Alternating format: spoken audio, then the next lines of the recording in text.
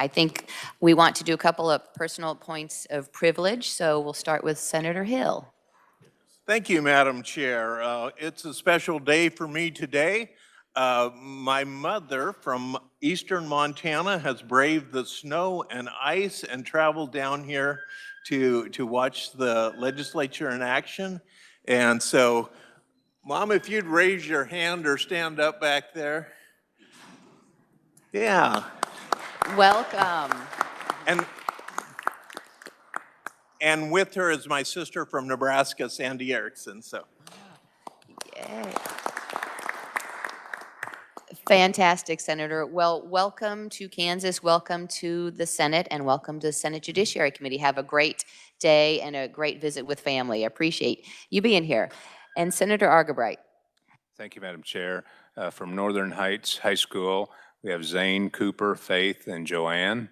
Welcome. And for you K-Staters, I have a dear friend attending today, Kevin Muth. He actually played under Coach Hartman at K-State basketball. Welcome, Coach Muth.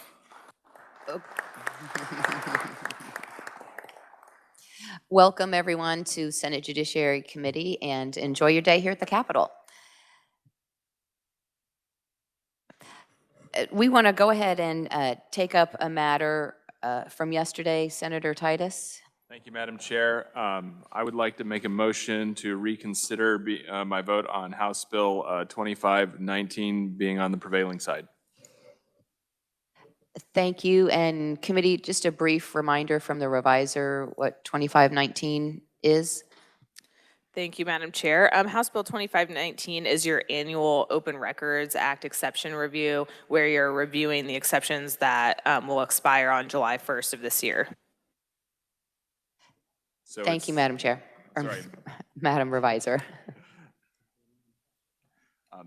Go ahead, Senator Titus. I've made this a motion today not because I am tremendously opposed to the open records exemptions, but we failed to put it on the consent calendar yesterday, and so since we still have time, I'd like the reconsideration, and I believe we'd look for a motion to approve this and place on the consent calendar. Yes, we took a look at it, and there is time to place it on the consent calendar and have it voted out of the Senate before Tuesday, March 17th. So we just need to get it on the consent calendar with the motion to reconsider. Is there a second on the motion to reconsider? Senator Rose. Any other discussion? Seeing none, then you all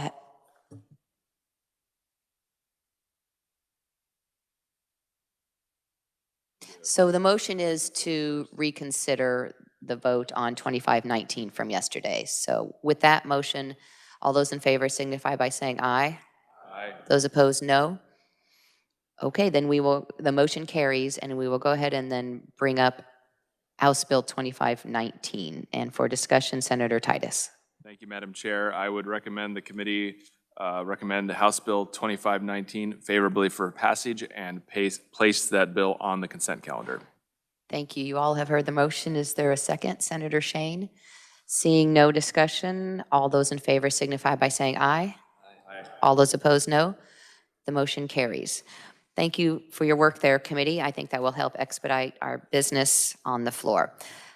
With that, then, we do have bills to work. They are not quite ready. There are discussions being had between stakeholders, so make sure that you continue those discussions and have amendments ready.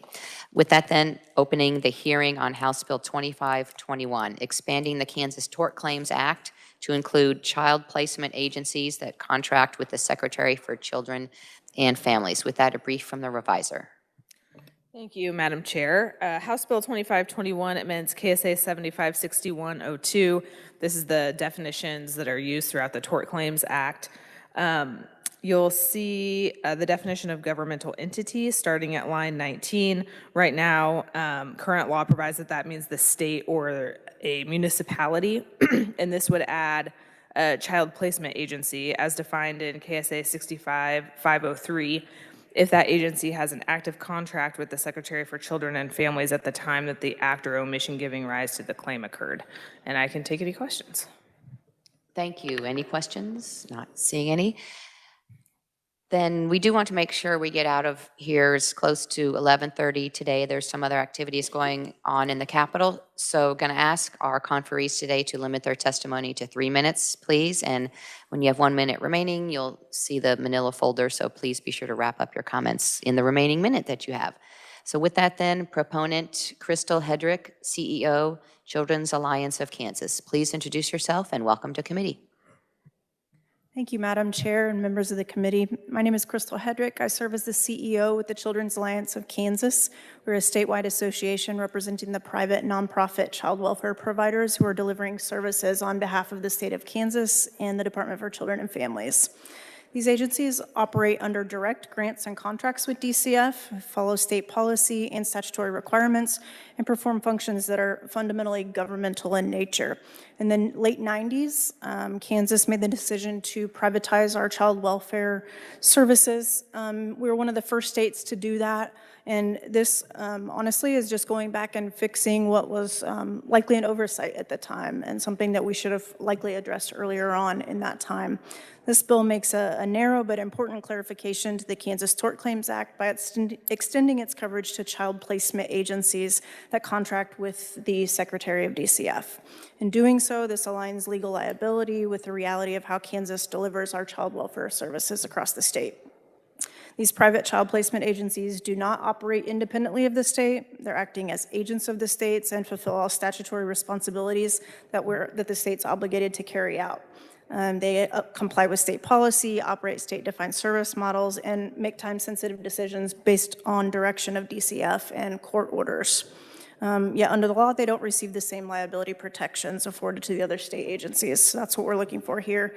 This has created some really growing challenges in our providers being able to continue providing this service. I think typically when you think about child welfare providers, you think about the large foster care case management providers. This goes far beyond that. 10 years ago, we had almost 40 child placing agencies across the state. We're down to 16 now, some of which only do private infant adoption work. So what's happening is that these high liability insurance costs and premiums, even when there are no claims, they're going up to like 222% for some of our providers. And so for these providers that are smaller and provide really important care, ensuring that we have foster families with the adequate care and support to take care of these kids, without them, our child welfare system does not function. So that's really what this is aimed at, is protecting all of those other providers just in the liability insurance costs that they have to pay to stay in business and to operate on behalf of the state. This bill doesn't eliminate accountability or create any new immunity beyond what already exists for the state if they were offering this service. It simply ensures that when we're performing these state contracted child welfare functions, they're treated consistently under the law. On behalf of the Children's Alliance and its members, I would just encourage the committee to support this bill, and I'd be happy to answer for any questions at the appropriate time. Thank you, appreciate it. And we'll go ahead and reserve questions till we've heard from all the proponent conferees. Next, we will hear from Patrick Murphy, Chief Revenue Officer, the Miller Group. Please introduce yourself and welcome to committee. Madam Chair and committee members, thanks for having me today. My name is Patrick Murphy. I'm the Chief Revenue Officer for the Miller Group. I work with child placement agencies across the country on the issues related to liability, insurance availability, and risk financing. We also work with contractors, nonprofits, manufacturers, but we do have a nonprofit niche and focus on child placement agencies around the country. I'm here today to discuss a growing problem affecting child placement agencies in Kansas, the inability to afford affordable insurance. Child placement agencies are required by contract and regulation to maintain minimum insurance in order to operate. Over the past decade, however, the insurance market serving child welfare providers has effectively collapsed. Premiums have increased dramatically, deductibles often exceed nonprofit operating margins, and the number of insurers willing to offer coverage has declined sharply. Today, we have roughly 5 insurance companies in the country that will consider insuring a child placement agency. Even when coverage is technically available, policies often contain broad exclusions, severe limited coverage for abuse and molestation, the very risk agencies are required to insure against. Importantly, this is not a result of operational failures by providers. Child placement agencies are operating much the same way they have for years. What has changed is the legal environment surrounding these services. From an insurance perspective, this creates what's effectively infinite tail risk. Exposures with no predictable endpoint and no reliable way for insurers to price insurance policies. At the same time, we have jury verdicts that have increased dramatically. Liability theories have expanded in ways that can hold agencies responsible for events outside of their direct control or long after their involvement with a child. Faced with unlimited and unpredictable exposure, insurers have basically withdrawn from this marketplace. When this happens, the risk does not disappear. It shifts directly to the state. House Bill 2521 addresses the problem in a targeted way by including child CPA agencies in the Kansas Tort Claims Act for acts performed within the scope of their contracts to the state. This change aligns with the legal responsibility and operational reality that restores predictability to the liability insurance market. Child placement agencies are not asking for immunity. They're asking for the ability to remain insurable so that they continue to serve the Kansas children and families. Without that change, Kansas risks losing more provider capacity while assuming greater operational and financial responsibilities. Thank you for your time today. Thank you. Next, we will hear from Amy Harmon, CEO of CALM, C-A-L-M. Please introduce yourself and welcome to committee. Thank you. Good morning. My name is Amy Harmon. I've been a licensed master level social worker since 1996 and have worked in child welfare my entire career. In 2014, when the agency that we worked for changed its mission, 3 social workers, an adoptive parent, we decided to open our own agency called CALM. If you're wondering, CALM stands for Christine, Amy, Laura, Michelle. I'm their only Val. They can't get rid of me. Don't count that on my time because I think it's a funny joke. Okay, so we are small, we're women-owned, and we are contracted with DCF for the past 12 years in Emporia, Kansas as a child placement agency. I already told you that part. Today, we have a team of 9 professionals with tremendous experience. Over the past 2 years as CEO, I've had to step away from the work that I love, being on the front line, and instead I've focused on keeping our agency operational. We've received 2 claims against our liability insurance from the same trial lawyer, and as a result, we are now in the jeopardy of losing potentially our agency and everything we've worked hard for.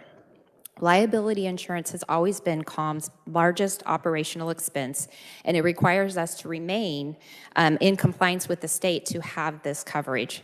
This past year alone, our premium increased by 136%, nearly tripling our cost just to remain insurable. And the first claim against us, or the first claim against our insurance, we were never found negligent, but the insurance company chose to settle out of court. Trial lawyers know this, and I've since learned that the first questions they ask is not to inquire about our situation, but who our insurance provider is. The same trial lawyer has now filed another claim against our small agency, which we're currently disputing. CALM Agency is one of the 16 CPAs, and as a small agency, we wear many hats. We serve some of the highest acuity children in the system. This includes the medical fragile infants, nonverbal autistic children with behaviors, and the IDD population. These are the cases that DCF and our CMP partners reach out to us, that they rely on our experienced homes to help serve these families. Our homes include retired special ed teachers, nurses, medical transportation drivers, and more with resources and supports. However, as a CEO, I'm seriously reconsidering whether our agency can continue to serve this population. So my question is this: what happens to these children if agencies like ours are no longer able to accept placements? And who will care for the medical fragile children in the IDD population and high-need children when their own parents are unable to do so and are placed in DCS custody? We want to continue this service. We want to be partners with DCF. We hope that you can consider our situation. Thank you for your time, and I'm happy to answer any questions at the appropriate time.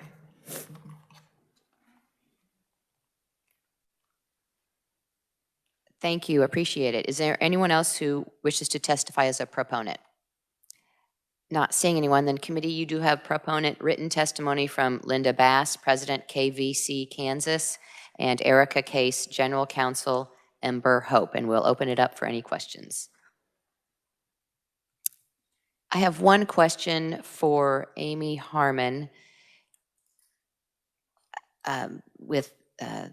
The question is, you were talking about the lawsuits and the litigation, and the first question they ask is, who is the insurance provider? Do the litigators, do the attorneys on the other side, do they also ask, well, could we have your declaration page? What are the policy limits of your policy? Is that part of the discussion? I believe they do. I'm not a lawyer and I'm not an insurance agent, so this has been a journey to experience, but yes, they do want to know. They do want to know what that's looking like. What we do is we refer them back to our insurance agency, and then it's all taken care of kind of through the insurance company. That makes Sure, sense. and then ask for the declaration page to learn what the policy limits are. So, and you're nodding your head yes, so. Okay, committee, any other questions? Senator Titus. Thank you, Madam Chair, and I'll pose this to the proponents generally, and you guys can decide who's best to answer. But you know, my heartburn with this bill is that we're defining you as a government agency essentially, and you're not a government agency, and you have different responsibilities and requirements and risks. I understand you're carrying out a government task, but I don't know that that's really what the Tort Claims Act is on the books for. So my question would be, I know other states have done this, and not all of them give tort claim immunity or make these agencies equivalent to state agencies. What other models to bring down insurance premiums have been discussed or considered?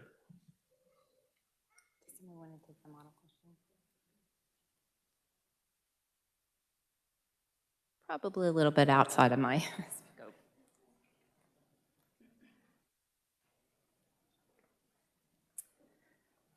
Madam Chair, I may defer to some friends in the audience that. Sure, we can phone a friend, but please reintroduce yourself. Yes, Madam Chair, I'm Crystal Hedrick, CEO with the Children's Alliance of Kansas. Sure, did you want to phone a friend? Yes, thank you. Okay, sure.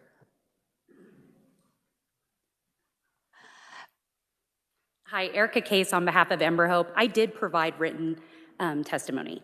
In that testimony, actually, there is a report that articulates what states are trying. I think it highlights about 8 different states, Utah, Nebraska, but ultimately the answer is they're still trying to figure it out. There's not a silver bullet. This is definitely a piece of the puzzle, figuring out what that statutory immunity might look like if you're creating their own subsection.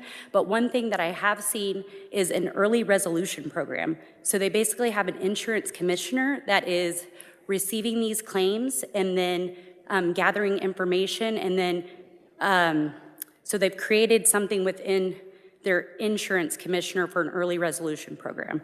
And in that report, though, it does give you an idea of what 10 to 12 other states are trying to do at this time. To just highlight that this is a nationwide issue because there are several states that are shifting to the public-private partnership model. Thank you. Thank you, committee. Other questions? Yes, Senator Bowser. Thank you, Madam Chair. I have 3 questions, I guess, for the proponents, and I'm very interested in this topic. I guess the first question is, how many insurance companies have pulled out of our state or I guess withdrawn their coverage from CPAs? Second question is, how much have the insurance premiums risen? And then the third question would be, you told us we went from 40 providers down to 16. How much of that decline can be attributed to lawsuits and increasing insurance costs? Thank you. I'm happy to repeat those questions if I need. I can, Crystal Hedrick, Children's Alliance of Kansas. I can talk briefly about some of the premium increases for some of our providers, and then Pat can talk a little bit about some other states as well. St. Francis Ministries has experienced a 232% increase since fiscal year 20 with no rise in claims. Cornerstones of Care, 131% increase from 2025 to 2026, 235% increase since 2022. Wichita Children's Home doesn't provide any foster care specific services. What they do is they support police protective custody and they do some prevention services in Wichita. They have about 112% increase in professional liability costs and 195% in umbrella coverage, despite never having a claim. KVC Kansas has had a 202% increase, and Ember Hope Connections saw almost a $75,000 increase in 1 year, despite that being their first year as a case management provider.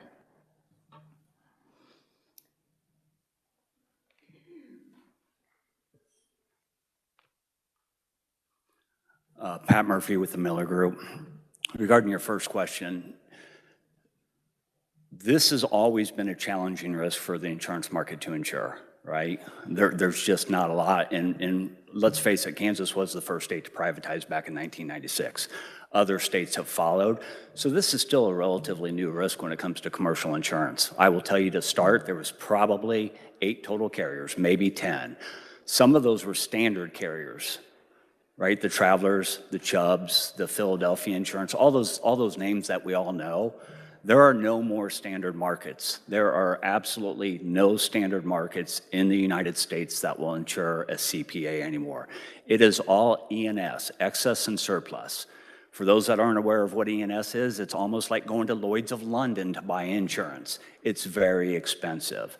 So when I say all of the standard markets are out, we really truly only have about 3 to 5 E&S carriers that will even consider this risk. And then on top of it, when we start looking at some of the claims, whether we're at fault or not fault, it just really diminishes that marketplace. So Crystal has already addressed the insurance premiums. This isn't just a state of Kansas problem. This is a countrywide problem, but these providers are continuing to go out of business because they cannot afford insurance at this point. I'm not sure the numbers from the 16 to where we are today or from the 40 to where we are today, how much of that was insurance related, but I have to imagine many of them were because of the cost. Thank you. Other questions? Senator Clays. I apologize. I'm just getting up to speed on this particular bill, and one of the questions that already came up regarding the immunity. My understanding of the immunity, and I'm really just asking a question here about whether this is right. My understanding of the immunity is because policy level decisions shouldn't be adjudicated by the courts, that the accountability mechanism for errors of policy are the voters, and the voters would replace people that make policies that harm the public. And what we're looking to do, if I understand correctly, is extending this to child care providers.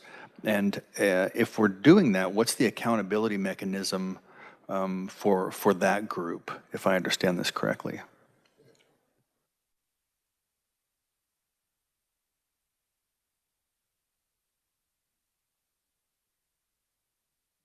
Madam Chair, can I ask that you repeat the question, Senator? Thank you. Sure. So my understanding is we are extending this immunity that we typically reserve for the government, this discretionary function immunity, to the child care providers. Is that correct? Thank you, Senator. Child placing agencies. Okay. And so this is in place because the accountability mechanism is the voters. So if we come up with a policy and other discretionary choices that are made, that those are protected, because having them adjudicated would really put the judicial system in an imbalance of power, is kind of my understanding of it. But now we're extending this to a private group. I guess maybe I'll focus my question a little more. Has anybody else ever done this? Do any other states extend this immunity to other private organizations? Do you know? Thank you, Senator. Madam Chair. I can't speak to other states specifically. What I can speak to, though, is that the other folks that we have already, as a state, included in the Tort Claims Act, local medical clinics, hospitals. About 10 years ago, the community mental health centers were included in there. I think what you'll see is a lot of our child placing agencies provide comparable care in terms of behavioral health.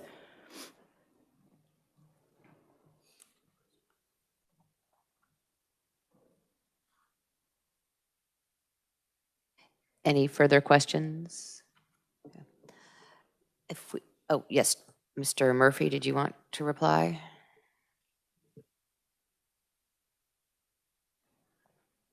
Again, Patrick Murphy with the Miller Group. There has only been one, there's bills right now in most states. Most states are trying to pass similar bills to this. The only state that has passed a bill similar to this is the state of Texas passed one last year. It's Senate Bill 1558, I believe. Senate Bill 1558, pretty much we're not asking for immunity. What we're asking for is if we aren't liable, you can't sue us. If we are liable, you can sue us. If we did something wrong, we deserve to pay the consequences, if you will. So we are not asking, or this industry is not asking for immunity. What we're asking for is insurability. And right now, the insurance carriers don't understand how to price it, how to price these policies with the current situation. This is one step that will help stabilize the insurance market. It's not the only step, but it is one step that will help stabilize the insurance markets so that the commercial insurance carriers will consider coming back in and working with these organizations. You asked if there's other ways. There are so many things being worked on across the country right now. This is such a desperate situation. People are looking at captives. People are looking at self-insurance. There's a number of ways that people are trying to make changes to impact their insurance premiums, but the bottom line is, for most states, including Kansas, unless we get some help, these carriers will not come back. Thank you. Senator Rose has a question. Thank you, Chair. What are the current requirements in the state of Kansas for liability insurance for child placement centers? I believe 1 million, 3 million. General liability, professional liability. Thank you. Did you have a follow-up? Senator Corson. Thank you, Madam Chair. You made a comment in response to Senator Clays's question that I want to follow up on to make sure I'm understanding your point correctly. You said that if you're liable, you can be sued. If you're not liable, you can't be sued.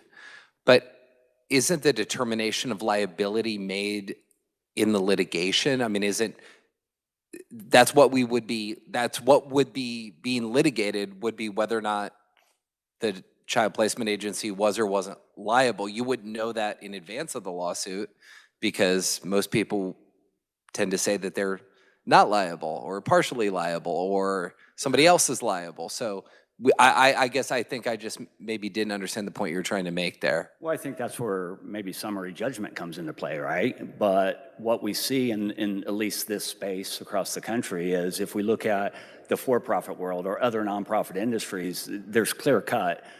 There's accusations, but there's clear cut, well, you didn't do anything wrong or you did do something wrong, so we have summary judgment. In this industry, we don't get nearly as many summary judgments as the rest of the world. And the reason being is there's a lot of gray areas, right? There are a lot of gray areas of what we did. Here, an example would be if I place a child in a home and we're doing our follow-ups, right? And we're doing everything we need to be doing. And this is really what the Texas law is If we're dotting our I's and crossing our T's and we're doing our follow-ups and doing our case management, what happens if that child runs away from the foster home and drowns in the neighbor's pool? Right now, the CPAs in Kansas are getting sued for that. Well, they have done nothing wrong. They did their case management. They've done everything by the books what they were supposed to do. So this bill would help shield them from those lawsuits. Okay. I appreciate that. I agree with you that there is a gray area, but I appreciate that context. Thank you. Thank you. Senator Clays. Yeah, I didn't formulate my question very well. It came a little bit quicker than I had expected, but let me just clarify the situation, because that way we're all on the same page. So I looked it up, and it's KSA 75614A, and it says that a government entity or employee shall not be liable for damages resulting from any claim based on the exercise or performance or the failure to exercise or perform a discretionary function or duty on the part of the government entity or employee, whether or not the discretion is abused and regardless of the level of discretion involved. And it appears you're asking us to extend this, which is actually probably more broad than I would have wanted it to be for even our government. You're asking us to extend that to the CPAs. And I just wonder if maybe we find someplace in the middle. So instead of just taking this statute as written and just applying it to you, if maybe we shouldn't consider writing one specifically for you that deals with your particular use cases and isn't so broad. Would you be opposed to something like that? My answer would be, of course not, right? I mean, we're open to any ideas we have. I mean, like I said, I'm involved in a lot of these proposed bills around the country, understanding the differences between the two. I mean, I don't think there's one perfect answer right now. But what I do know is we are in severe crisis, and these agencies can't continue down this path, or all of these children will go back to the state. So we're absolutely open to ideas. This was just one way that we could help protect and give the insurance carriers some peace of mind. Thank you. With that, then, we will, seeing no more questions, we will hear from the opponents, and we will first hear from Mike Fonkert, Deputy Director, Kansas Appleseed. Please introduce yourself and welcome to committee.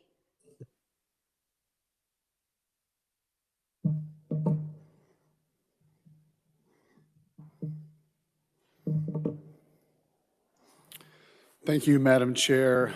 My name is Mike Fonkert, Deputy Director of Kansas Appleseed. Thank you, Madam Chair, Ranking Member Corson, members of the committee. Thank you for the opportunity to provide testimony on behalf of Kansas Appleseed in opposition of HB 2521. This bill would add child placement agencies to the definition of government entity under the Kansas Tort Claims Act. This change would extend governmental liability protections to private contractors in the foster care space. This is troubling.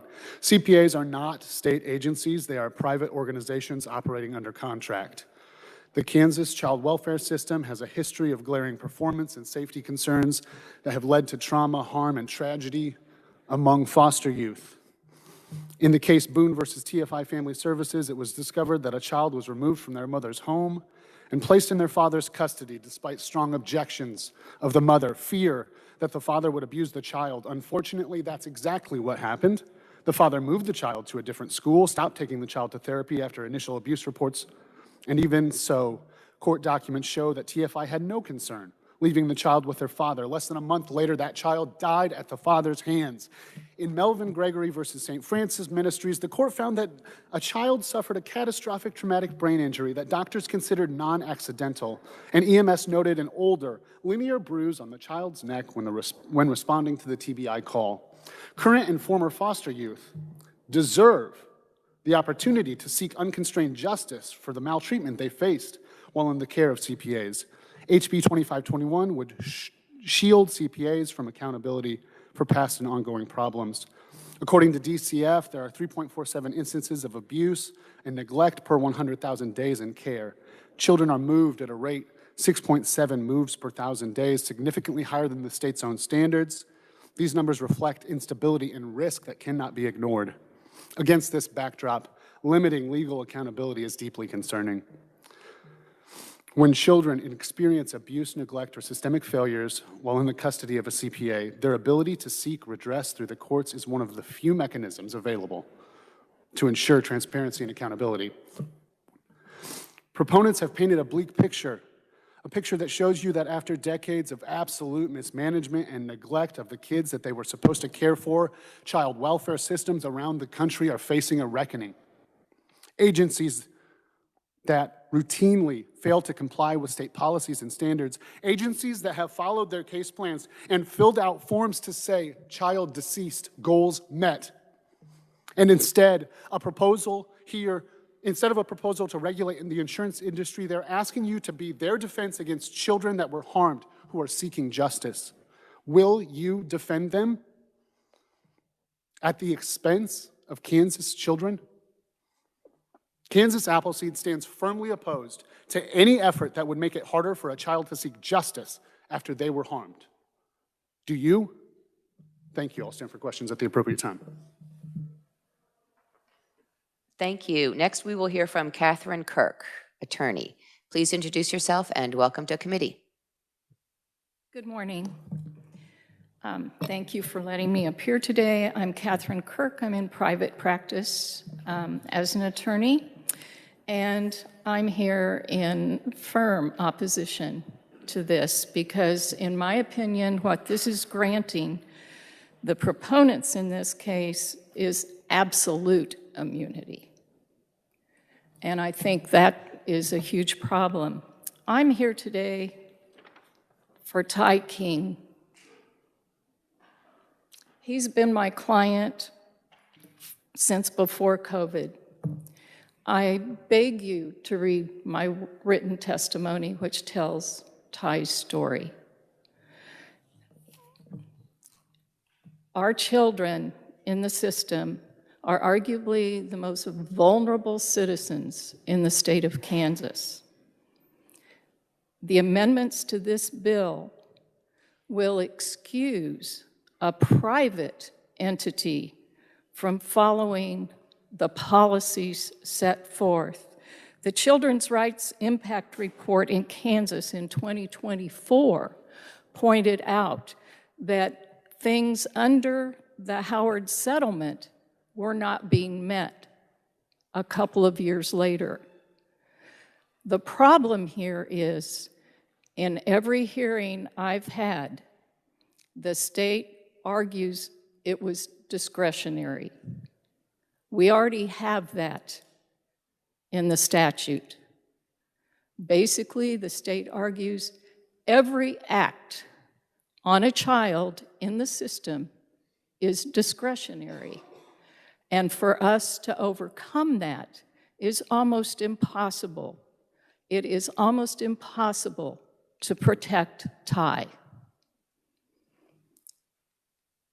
If you add this, it is basically the exact same thing as absolute immunity and free reign on private entities. I would propose to you that this is an insurance issue.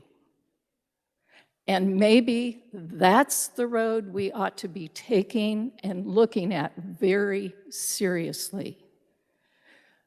Insurance is a problem for me as an attorney. It's a problem for my doctor. It's a problem for my therapist. It's a problem for me as a homeowner, as a licensed driver. Insurance companies are the problem. And they're getting immunity through this kind of amendment. They are not taking accountability and responsibility for the folks they're supposed to insure. And where do we find accountability and responsibility for these children who are damaged at multiple layers of the system? This amendment excuses some of the most horrific and terrible abuse of these children who have no say whatsoever.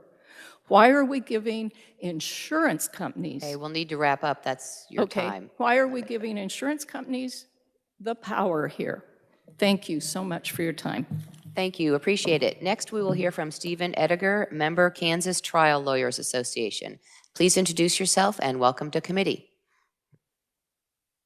Thank you, Madam Chair. I've had a lot of my thunder already stolen today, so I'm going to kind of stick to some of the questions that I've heard. One of the remarks that bothered me a lot by the— Did you introduce yourself? Could you go ahead? Pardon? Did you introduce yourself? I'm sorry, I'm Stephen Ediger. I'm talking on behalf of KTLA and also myself. And the reason I say myself is because I do this foster care litigation. And I have seen firsthand in my cases what happens when these foster care agencies, the private ones, don't use reasonable care. I've seen sex abuse, I've seen sex trafficking, I've seen accidental deaths, I've seen suicides, I've seen alcohol abuse, and I've seen drug abuse, all while being supervised by these private agencies. So when the question comes up, the gentleman said, we don't want immunity. That's what you're getting, because there's not a thing that happens in a child placement agency that isn't discretionary. If it's discretionary and they come under the Tort Claims Act, they're immune. They are immune.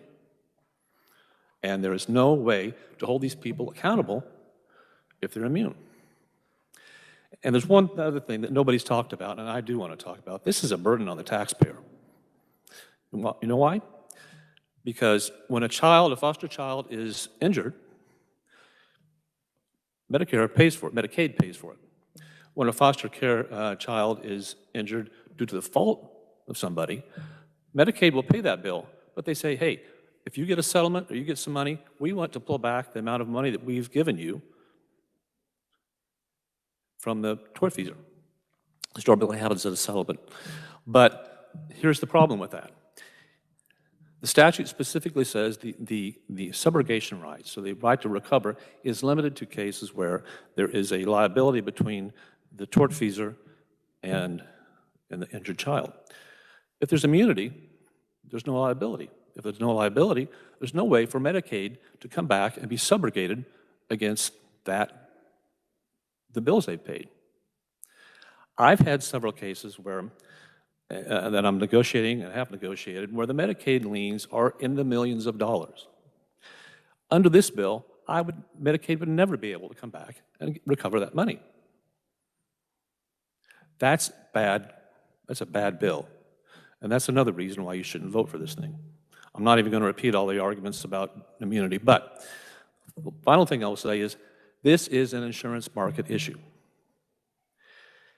It should be dealt with in the context of what is good for, how can the insurance premiums be dropped? There are a lot of studies and a lot of states have looked at this. I suggest to this committee that it is a prudent way to look at this is to have some interim study where the rates can be brought down within the market system. This solution is throwing the baby out with the bathwater. And it's a very, very bad precedent to take. So, thank you. Thank you, appreciate it. Is there anyone else who wants to testify as opponent on the bill? Not seeing anyone, then we'll open it up for any questions.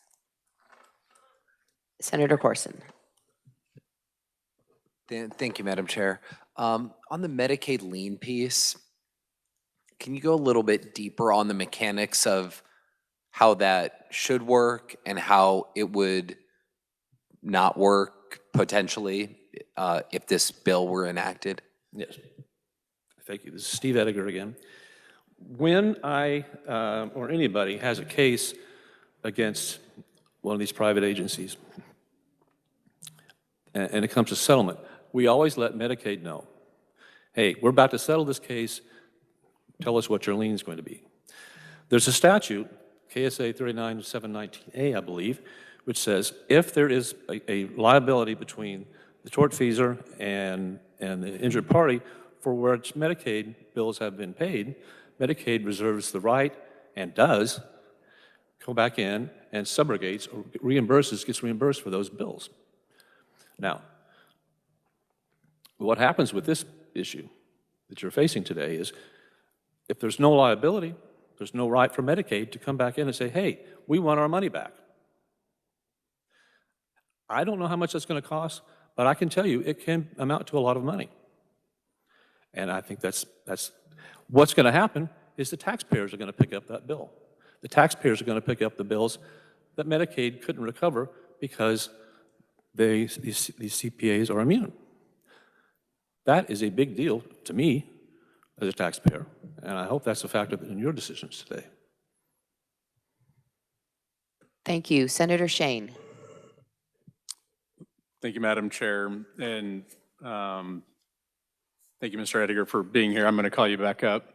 I appreciate the complexity of this issue, and I think we should always carefully consider when we're granting immunity in any sense. But one of my questions is it's been brought up, well, this is an insurance industry problem, but isn't one of the challenges that the insurance industry faces is having to pay settlements and awarded damages in cases that are brought? Well, I think anytime you have insurance and tort, those two things mesh in a certain thing. Let me just give you a little bit of idea of what happens. All these CPAs have a primary policy. It's usually $1 million per occurrence and $2 million in the aggregate. Most of the big CPAs also have excess policies. They're usually $4 to $5 million. So, in many cases, that's not even enough to cover the damages for some of these kids. They're that badly injured. So it seems to me that throwing the baby out with the bathwater, as I say, giving these CPAs immunity is counterproductive because it's going to, I hesitate to say this, but I believe it. If there's no accountability, there's an increased danger that these CPAs are going to make things worse. In other words, the kids are going to be exposed to more injuries and, unfortunately, more deaths if they are allowed, if the CPAs are not held accountable for what they do. In the private industry, being accountable is the keystone to making your business run well, and if the business runs well, your premiums theoretically will go down. That may not be happening, but that's not the fault of the tort system. And so that's why I'm saying maybe I think it deserves more study, interim study maybe. I have a theory and I have a possible solution, but nobody's going to ask me that, and I think it deserves some talk and some discussion, but not here. But my only point is this is a drastic measure to fix a problem which is really an insurance policy. And by the way, if they get immunity, who's coming in next? Truck drivers? Hospitals? Where are you going to draw the line? That's one of the big issues you'll have to talk about, too. Thank you. And one last question, Senator Hill. Thank you, Madam Chair. And my question would be for you, Mr. Ettinger, as well. And I echo the sentiments that I have concerns about providing individuals with immunity. I think that is a hefty responsibility to look at that. Throughout your testimony and your answering questions, you have kind of cast a disparaging look on those people, you call them the private providers. I guess the thing that, and maybe I don't understand real well, but if we do not have private providers for foster care, what would be your alternative to that?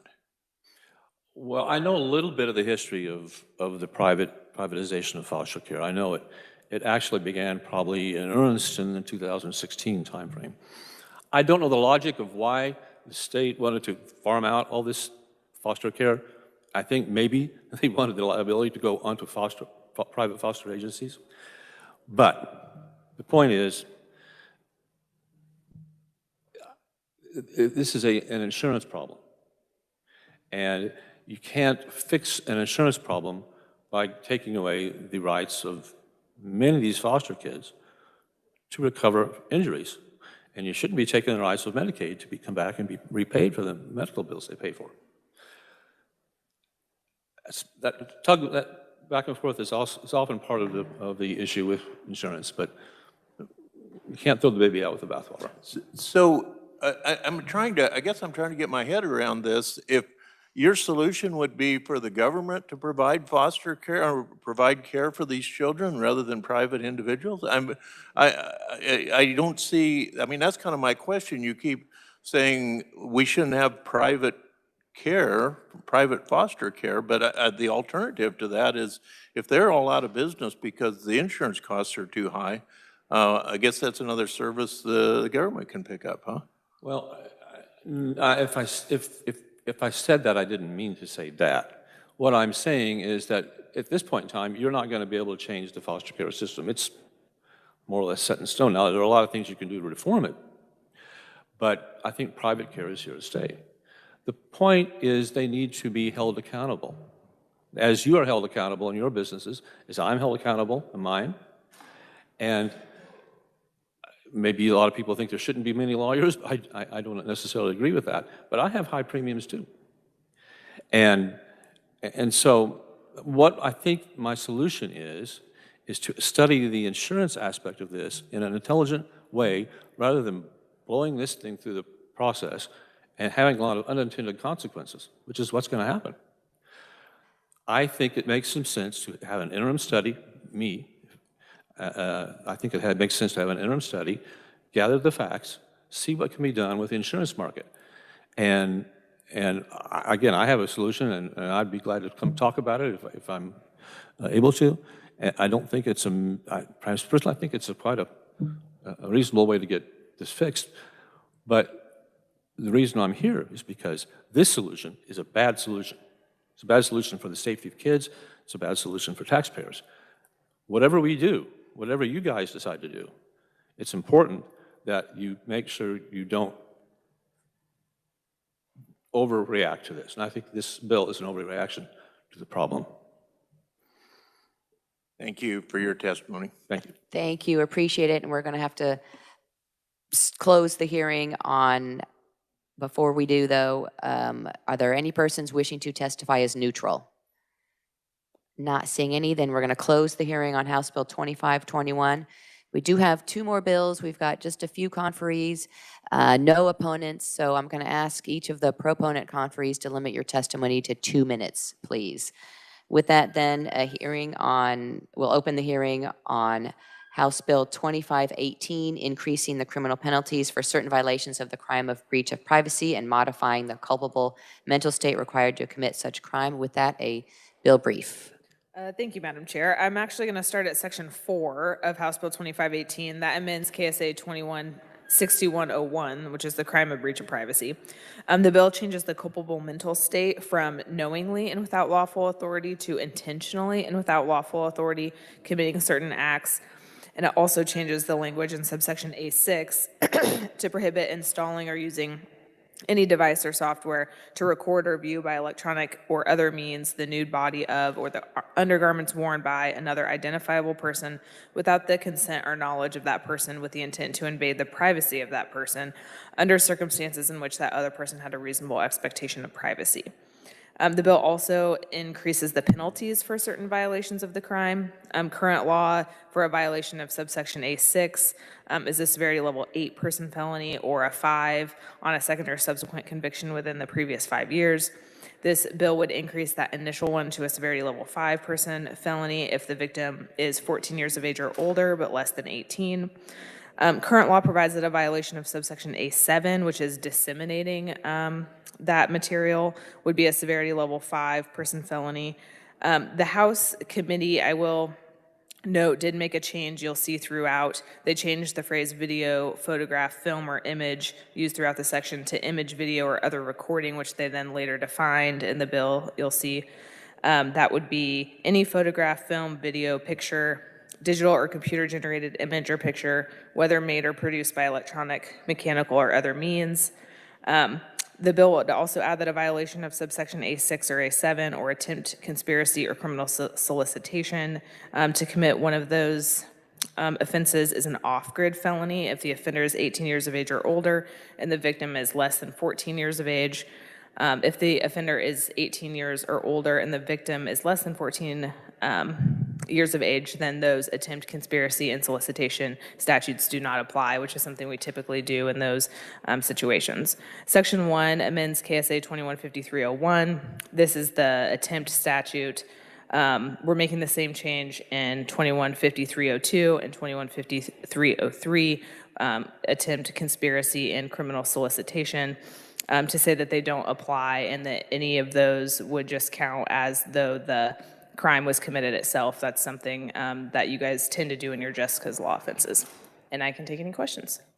Thank you. Any questions? Not seeing any. Then we will invite proponent conferee Aaron Breitenbach, Deputy DA on behalf of Mark Bennett, DA 18th Judicial District and the Kansas County District Attorneys Association on WebEx. Please introduce yourself and welcome to committee. Good morning, Madam Chairwoman. I'm actually Joshua Stewart, subbing in for Aaron Breitenbach, who was originally subbing in for me. So I appreciate the time to speak to the committee on behalf of the KCDAA and the Sedgwick County District Attorney's Office about this bill. I'll be very brief because I know you're busy this morning. Put simply, the bill, the breach of privacy law as it currently stands, is pretty confusing, involves some antiquated language, including videotape and things like that needed to be updated. And I think that the House bill, as it came through, does that adequately. The other issue that I had in a recent case is the mens rea requirements in the current law. It references that the defendant knowingly does something, and then later on with the intent to do something, and then later on even for the purpose of doing something. Knowingly and intentional are known mens reas. They're defined in the pattern instructions. I don't know necessarily what for the purpose means. It's different from intentional. So the goal here was just to clean all that up. Intentional is the highest burden in terms of a mens rea that the state can have. I think if we can't prove this crime intentionally, then we probably shouldn't be doing it anyways. So it just cleans it up and 1 minute. again, gives us the highest burden anyways. And then the final thing, increasing the punishments, because some might think that if we install a hidden camera and capture a child in the nude, that would necessarily be sexual exploitation or child pornography. That's actually not the case under current case law, because the case law requires that the child be engage in some kind of sexual act or know that they're being photographed or recorded. And this bill would fix that to where if a person is doing that, with the intent to capture a child, that they're going to suffer the consequences that they should suffer. And with that, I would be happy to answer any questions. Thank you. Thank you. Appreciate it. Anyone else wishing to testify proponent? Not seeing any, then you do have proponent written testimony from Ed Klump, Kansas Sheriff's Association, Kansas Association of Chiefs of Police, and Kansas Peace Officers Association. Any questions? Not seeing any. Do we have any neutral or opponent conferees? Not seeing any, then thank you very much. We will close the hearing on House Bill 2518 and open the hearing on House Bill 2594, modifying the elements of the crime of blackmail related to threatened dissemination of any videotape, photograph, film, or image of another identifiable person who is made or engaged in sexual activity by removing the connection to breach of privacy and describing the content of the video, photograph, film, or image. With that, a brief from the reviser. Thank you, Madam Chair. House Bill 2594 amends the crime of blackmail, KSA 215428. Under current law, blackmail is intentionally gaining or attempting to gain anything of value or compelling or attempting to compel another to act against such person's will by doing a few different things. The first would be communicating accusations or statements about any person that would subject such person or any other person to public ridicule, contempt, or degradation. Or the second version is disseminating any videotape, photograph, file, or image obtained in violation of KSA 216101, A6 or A8. That's the breach of privacy statute that we just talked about. So there's a tie there between the two crimes. This bill would change subsection A to exclude sexual contact, sexual intercourse, or conduct that is sexual in nature. That was a amendment made by the House committee. And then further, the bill changes the element in paragraph 2 to disseminate any image, video, or other recording that's either obtained in violation of that breach of privacy statute or of another identifiable person who is nude or engaged in sexual activity, including but not limited to any image, video, or other recording that has been created in whole or in part, altered or modified by artificial intelligence or any digital means to appear to depict or purport to depict such identifiable person, regardless of whether the identifiable person was involved in the creation of the original. The bill also defines image, video, or other recording similar to the breach of privacy bill that we just talked about. And I can take any questions. Thank you. Not seeing any questions, so we'll invite proponent conferee Todd Thompson, County Attorney, Leavenworth Justice Center. 2 minutes, please, sir. Please introduce yourself and welcome to committee. Thank you, Chairwoman. Thank you, Committee. Todd Thompson, Leavenworth County Attorney. I also am the Legislative Chair for the Kansas County District Attorneys Association. I understand I have 2 minutes. This piece of legislation, I think Josh Stewart was going to also testify to this. It's kind of a cleanup of what we had. The bill that we try to fix with the blackmail, errantly, I believe, left out children under 18, and we're seeing those kids also being blackmailed, and we want to make sure that they're covered. We added AI to the bill as well to make sure that we see justice not only for those that are being blackmailed as adults, but those being blackmailed as children. And so appreciate your time and stand for any questions. Thank you, appreciate it. Next, we will hear from Tabitha Owen, Smith County Attorney on WebEx. Please introduce yourself and welcome. Hi, good morning. Thank you, Chairwoman and members of the Judiciary Committee for having me. I am also a proponent of this bill. This is actually something that I requested and proposed as the president of KCDAA last year.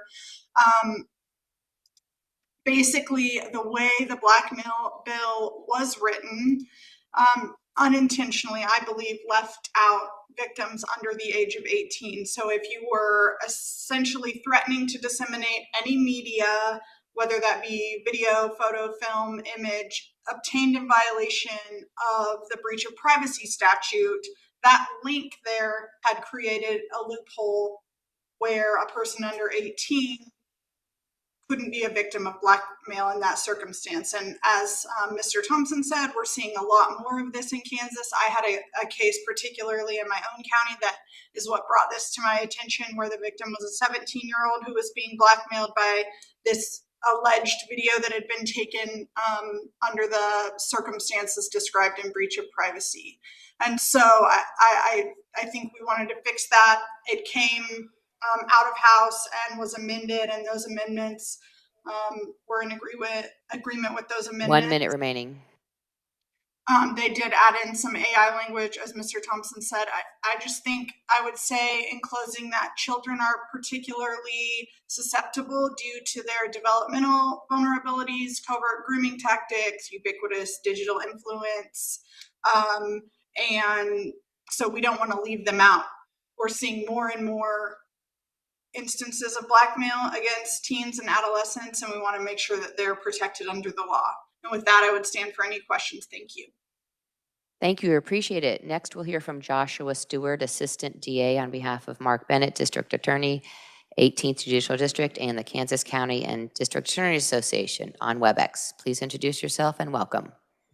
Thank you, Madam Chairwoman, members of the committee. Again, my name is Joshua Stewart. I'm with the KCDAA and the Sedgwick County District Attorney's Office, and speaking as a proponent of this bill. I won't belabor the points everyone else made. The two things that I want to hit on are, one, I know that there is another bill that's being considered, HB 2537, dealing with sexual extortion. I think a big part of this bill is looping in victims who are under the age of 18, but then also distinguishing blackmail from other crimes like like breach of privacy or sexual extortion, so we don't have problems there when prosecuting these cases. So I think there needs to be some reconciliation between this bill and 2537 to make sure we don't have overlap. With that, though, then the other issue that my office would like to raise is we are seeing situations, especially with AI, beyond just the naked images, that sort of thing, where it's very easy now to get a sampling of somebody's voice, a public official, people who are recorded speaking all the time. It's very easy to do that, filter it through 1 minute remaining. AI systems and create brand new statements. There was a case here where a principal was accused of making very inflammatory statements that were actually generated by AI.